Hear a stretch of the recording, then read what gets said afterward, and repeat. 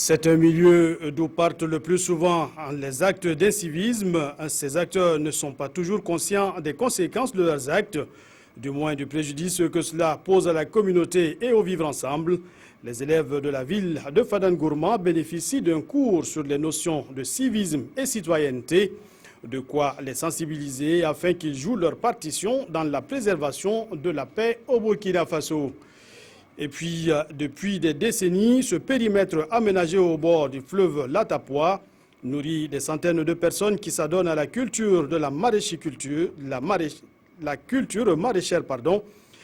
Il est même le réservoir en produits frais de toute la province. Le périmètre irrigué de Boudjeri n'est pas exploité à la hauteur de son potentiel. C'est le dossier de cette édition. Mesdames et messieurs, bonsoir. Bienvenue au journal des régions. Le milieu scolaire est le creuset de la relève pour le développement, mais bien souvent, il est aussi le terreau d'actes d'incivisme. Il faut donc sensibiliser les élèves pour en faire des acteurs soucieux du principe du vivre ensemble. Le club des droits humains et de la promotion civique du lycée municipal de Fadangourma a s'en fait le porte-flambeau. Un panel a intéressé les élèves de la ville sur les notions de civisme et citoyenneté, causes et conséquences en milieu scolaire au Burkina. Des précisions avec Désiré Ilboudo et Mahamadi Ouedraogo.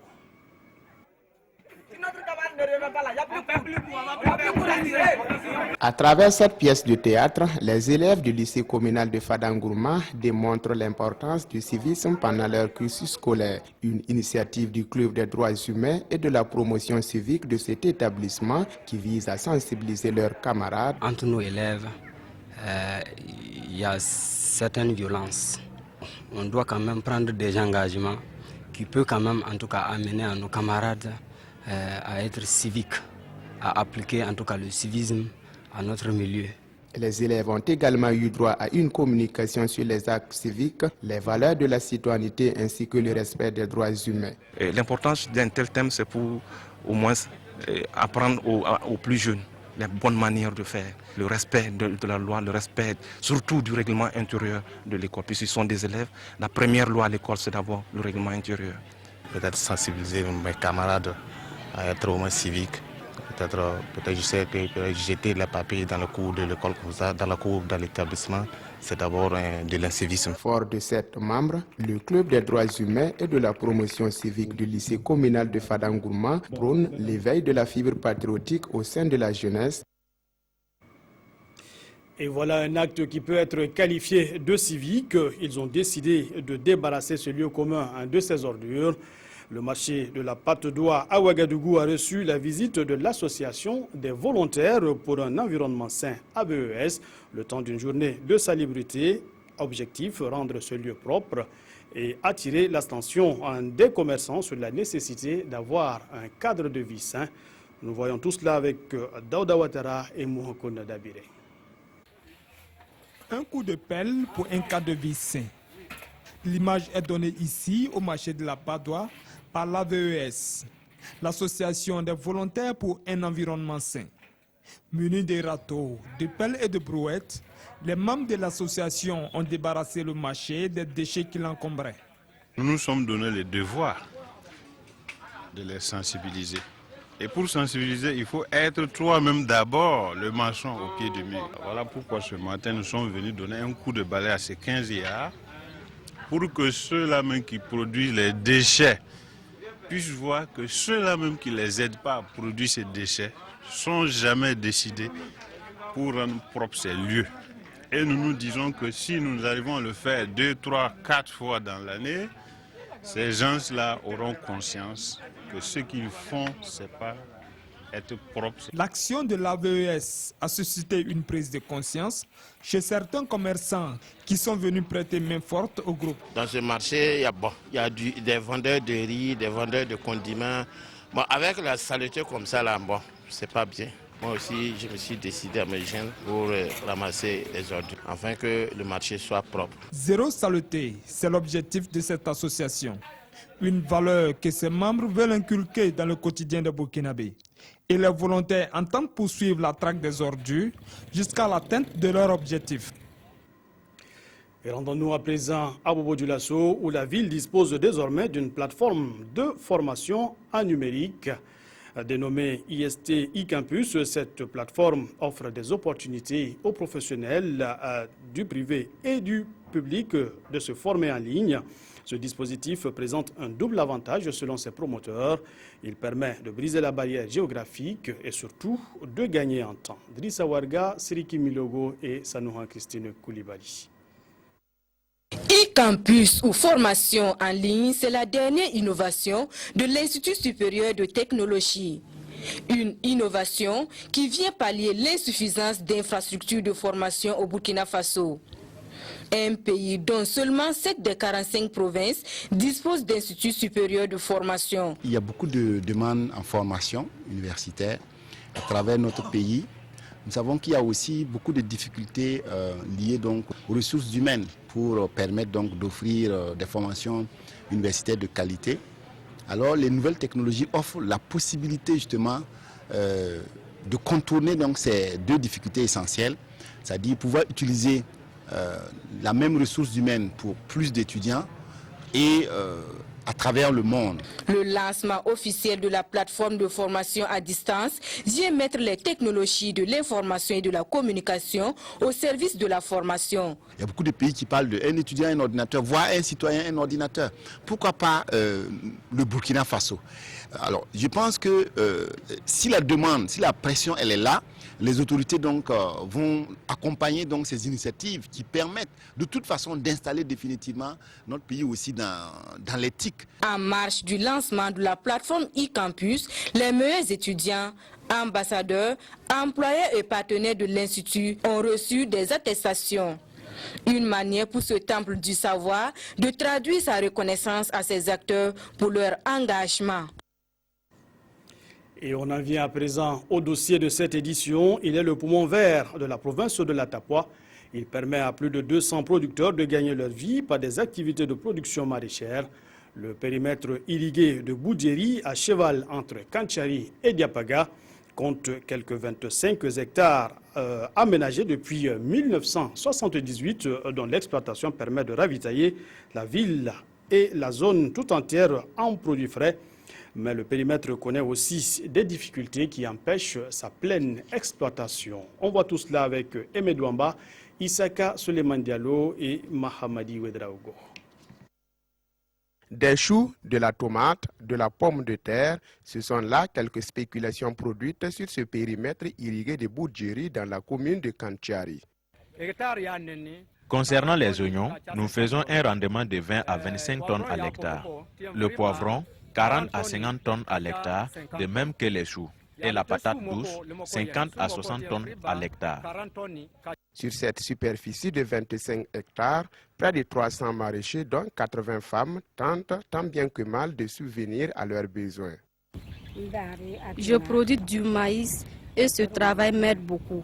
J'arrive à subvenir à mes besoins et à ceux de mes enfants. Cependant, tout n'est pas rose pour ces exploitants. La difficulté majeure est l'insuffisance d'eau dans le périmètre et la vétusté de notre matériel. Nous n'arrivons plus à exploiter de grandes superficies, surtout avec l'arrivée des jeunes maraîchers et enfin l'inaccessibilité des intrants. Une tendance que la direction provinciale en charge de l'agriculture de la Tapua tente de renverser à travers des conseils techniques. Nous mettons l'accent sur la production de la fumure organique. Nous appuyons également les producteurs dans l'utilisation des extraits à queue du tabac, les extraits à queue du piment et les extraits à queue des grains de mil. Le périmètre irrigué de Boudjeri ravitaille les marchés de Diapaga, Kanchari, Fadangourma et parfois quelques marchés des pays voisins du Burkina Faso. Aménagé depuis 1978, l'objectif de ce périmètre est de lutter contre l'insécurité alimentaire et d'améliorer les conditions de vie des populations en milieu rural. Voilà pour ce sujet. Et puis un mot de social dans cette édition avec ce geste qui devrait soulager un peu les orphelins de l'association Bodiam pour la protection de l'enfance ABPE de Waïgouya. L'association a reçu de sa consoeur Agir maintenant et ensemble un lot de vivres au profit des pensionnaires de son orphelinat, elle qui fait déjà face à une situation assez difficile. Irénée Kaboré, Alain Alidou Savadogo. Ici, nous sommes au centre social d'accueil de l'association Boudiam pour la protection de l'enfance ABPE. C'est en réponse au cri de cœur de cette dame pour la survie des enfants que l'association Agir maintenant et Ensemble AME apporte son soutien. Un don composé de sacs de céréales, des bidons d'huile et autres produits consommables. J'ai trouvé des bébés qui étaient là, il n'y avait même pas de savon pour les laver. Je venais à peine de trouver qu'ils ont une tine de maïs.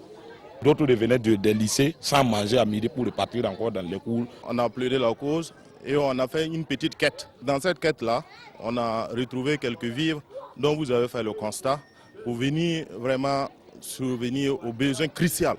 La responsable de l'association ABPE s'est dite satisfaite et invite les personnes de bonne volonté à la soutenir pour la prise en charge des enfants. J'ai inscrit environ 80 enfants à l'école et la scolarité de la moitié a été payée. Je n'ai pas de moyens pour faire face à mes charges. J'ai environ 100 femmes que je confie certains enfants. L'association Boudiam pour la protection de l'enfance est un centre social d'accueil qui reçoit aussi les enfants de la rue et les filles mères en situation difficile. Culture à présent, et pour terminer, l'événement s'annonce comme le plus grand clash de l'année dans l'univers musical. Baptisé le face-à-face avec les monstres sacrés de la musique burkinabé, un concert va opposer les artistes Flobi et Desaltino le 26 mars prochain au stade municipal de Ouagadougou. Le spectacle connaîtra aussi la participation d'autres artistes, musiciens et humoristes. Comment se prépare l'événement? La réponse tout de suite avec Moussa Ouedraogo et Ramatouzida. Après le clash qui a fait le buzz sur les réseaux sociaux, place au face-à-face entre Flobi et Desaltino, sacrés monstres de la musique burkinabé. Selon le promoteur Innocent Belem Tougri, Flobi et Desaltino sont au coude à coude. Ils totalisent chacun en 7 ans de carrière musicale le même nombre d'albums et de trophées.